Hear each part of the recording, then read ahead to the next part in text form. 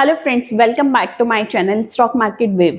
I am CMA NCS Savita Bhakar. आज इस video में हम डिस्कस करेंगे इस साल के लास्ट IPO के बारे में, जिसकी जर्नी स्टार्ट हुई थी with simple mission statement to bring advance ethical and accessible health care services at the heart of Gujarat. Yes, मैं बात कर रही हूँ Gujarat kidney and super speciality limited की।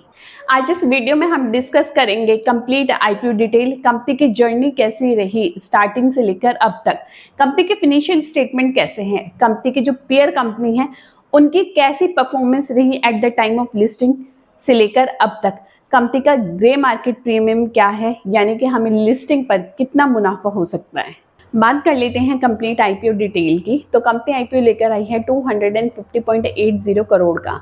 This is entirely fresh issue and number of shares रहने वाले हैं 2.20 crore shares. Company ये IPO लेकर आई है ₹2 की फेस वैल्यू पर। बात कर लेते हैं सब्सक्रिप्शन की ओपनिंग एंड क्लोजिंग की डेट।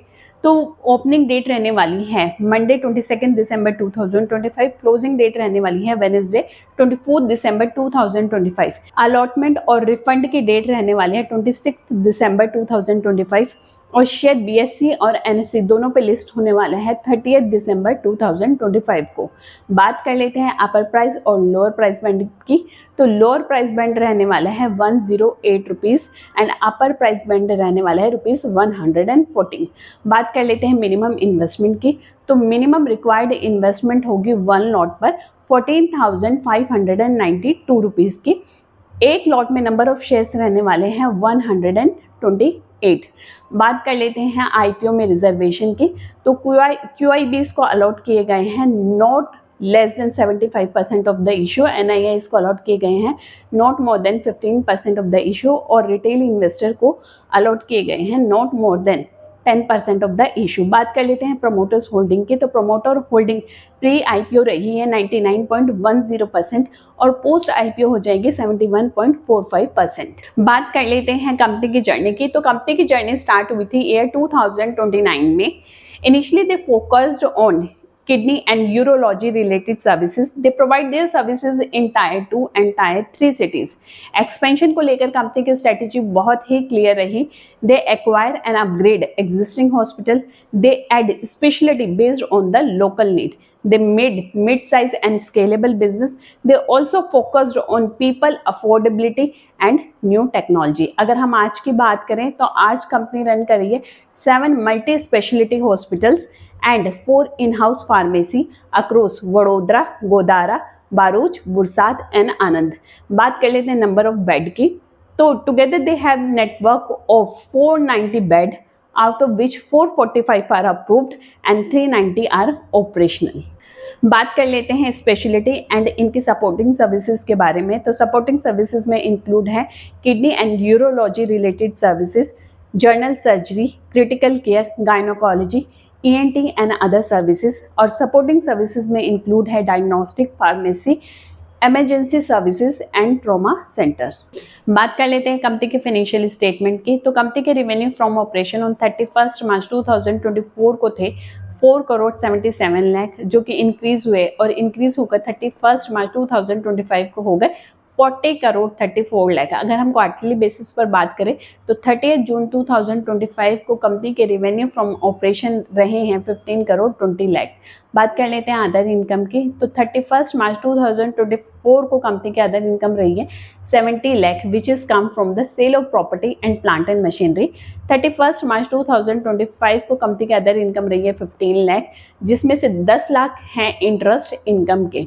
बात कर लेते हैं ट्रेड रिसीवेबल की। तो कंपनी के 31 मार्च 2024 को ट्रेड रिसीवेबल रहे हैं 4 करोड़ 20 लाख, जो कि इंक्रीज हुए एंड 31 मार्च 2025 को कंपनी के ट्रेड रिसीवेबल हो गए 15 करोड़ 15 लाख।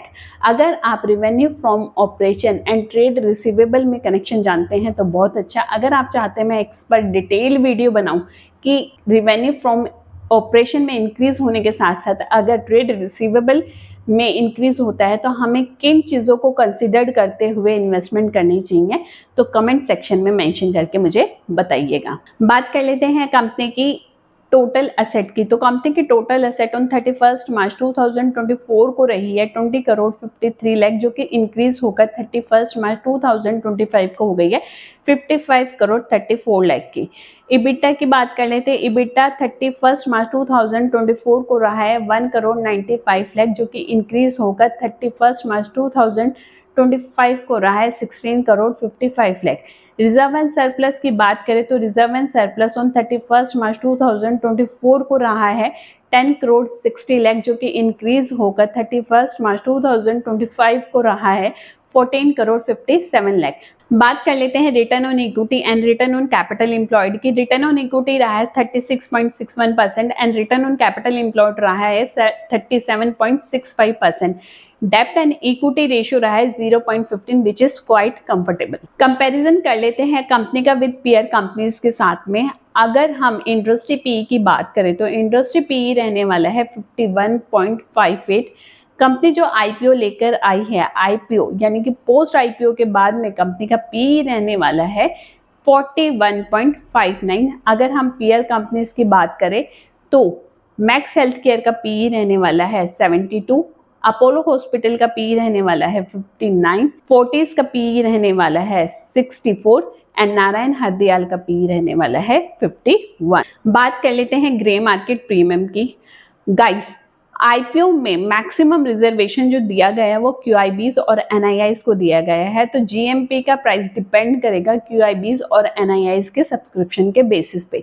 लेकिन अगर हम आज की बात करें तो आज के डेट पर 10 रुपीज़ जीएमपी चल रहा है, यानी कि पर लॉट पर लिस्टिंग गेन हो सकता है 1280 रुपीज़। गाइज, अगर आपको हमारी वीडियो अच्छी लगी हो और इन्फॉर्मेशन काम आई हो आपके डिसीजन मेकिंग में, तो please hit the like button and channel को ज़रूर सब्सक्राइब कीजिए ताकि हम आपके लिए ऐसी वीडियो लाते रहें।